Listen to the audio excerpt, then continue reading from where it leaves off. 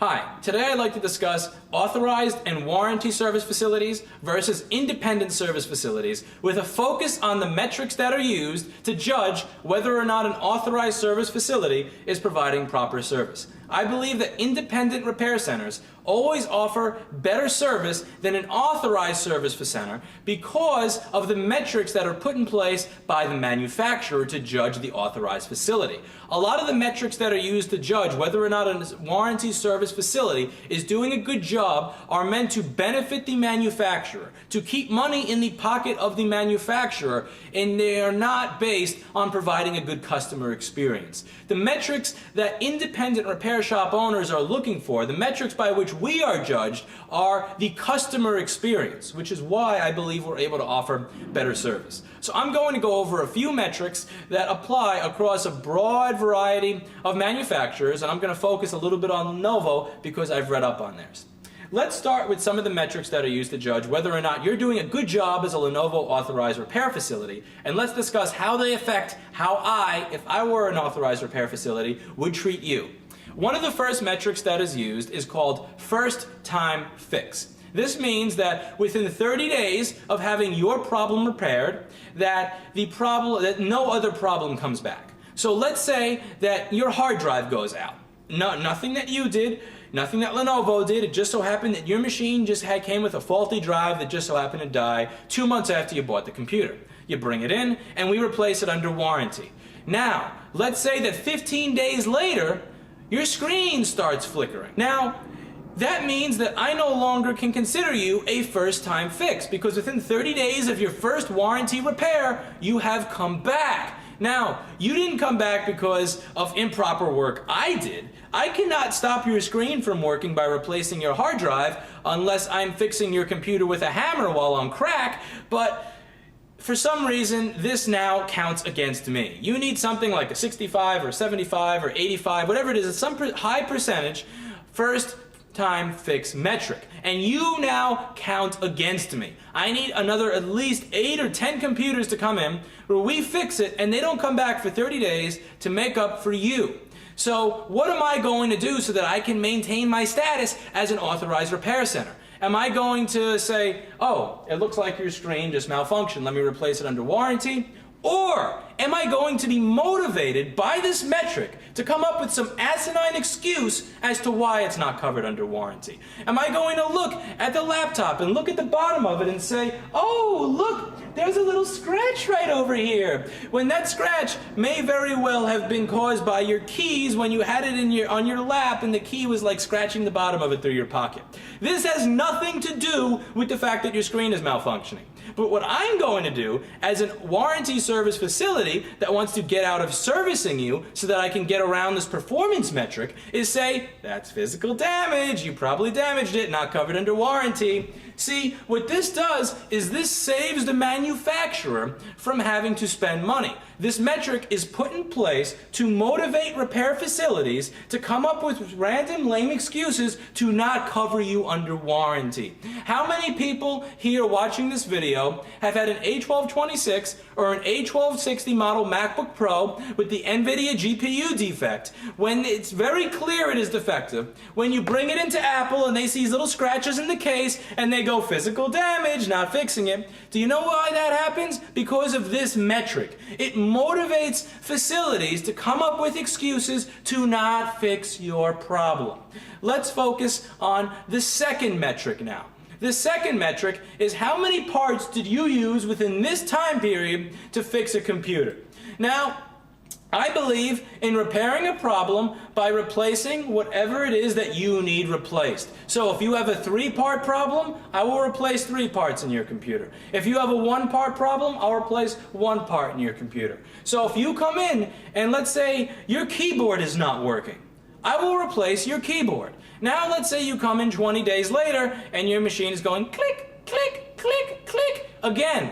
That's your hard drive. Now, I cannot, again, unless I'm fixing your computer with crack and a hammer or a stick, I am not going to break your hard drive while replacing your keyboard. That happened because you are unlucky and you received a defective machine. Has nothing to do with me and may very well often have nothing to do with you.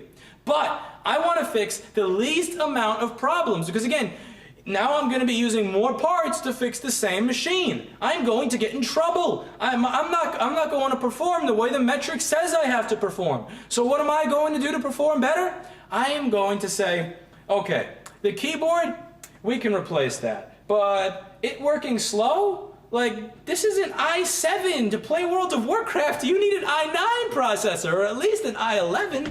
I'm going to come up with some ridiculous horseshit to keep you from realizing that you need this other part replaced. Because if I replace it for you, it goes against my performance metric. It will be counted against me. And I don't want it to be counted against me, because if it is, enough of these things get counted against me, I lose my status as an authorized service facility.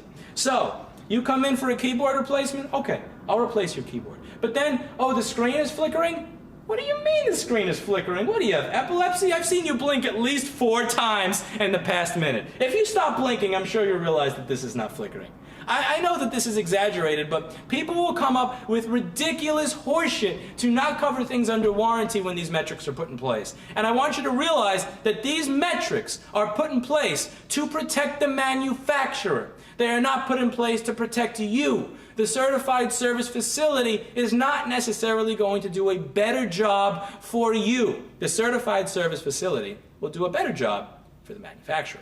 Now, the third metric, which is not even a metric, it's often a qualification to even provide warranty or authorized service of any kind, is gross sales. One of the averages is something like $60,000 a month, or something like $250,000 a year, or $100,000 in the last quarter. The point is, I need to sell a certain amount of this company's product in order to actually service them. So, let's say I am an authorized repair center of Apple products. I need to resell this many of their computers just to remain an authorized repair center. So, who do you think is going to be more motivated to fix a difficult problem? Somebody whose sole business is the repair of this product line, or somebody whose business in repair depends on reselling 3 of these machines per day? Who is more likely to recommend that you get a new machine when you don't need a new machine? The authorized person who needs to sell $3,000 to $6,000 a day of this shit just to get by? Or the independent repair shop owner who needs to fix things to get by, who, if I sell this machine I make some money, if I don't, who cares?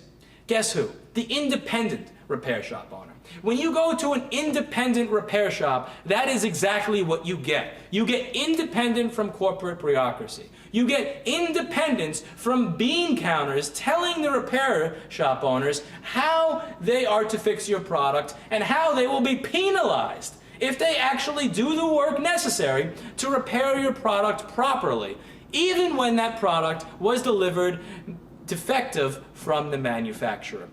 Now, I want you to think about what the different motivations are for the different business models. I want you to think about whether I'm going to be inclined to recommend you buy a new computer when your current one is just fine, or whether you fix your computer when it's just fine. Is that going to be the facility that can sell computers as they please, or is that going to be the facility that has to sell $250,000 a year of computers? Think about it. I want you to think about who is going to do a stand-up job when you have multiple problems on a machine. Is it going to be somebody who says, oh, well, if I put more parts into this computer, I get in trouble? Or is it going to be a place that only cares about your satisfaction above all else? I want you to think about the motivations, the metrics that are put in place, the qualifications just to be in business as an authorized facility before you come up with a decision as to who is telling the truth. Very, very often I hear people say, you shouldn't fix this, you should buy a new one. You shouldn't fix this, you should buy a new one. You have a problem with this, that, and the other, and you should buy a new one. When the problem is a wire. When the problem is a 470 ohm resistor. When the problem is a screen that costs $37. And I am sick and tired of hearing it. And above all, I am sick and tired of the myth that an authorized facility, that a certified facility, is guaranteed to do a better job because they know more, because they have access to the right tools, and they have access to the manuals, and they know this, that, and the other. That has almost nothing to do with the job that is going to be done on your device. And I want you to think about that before you cart your way over to an authorized service facility.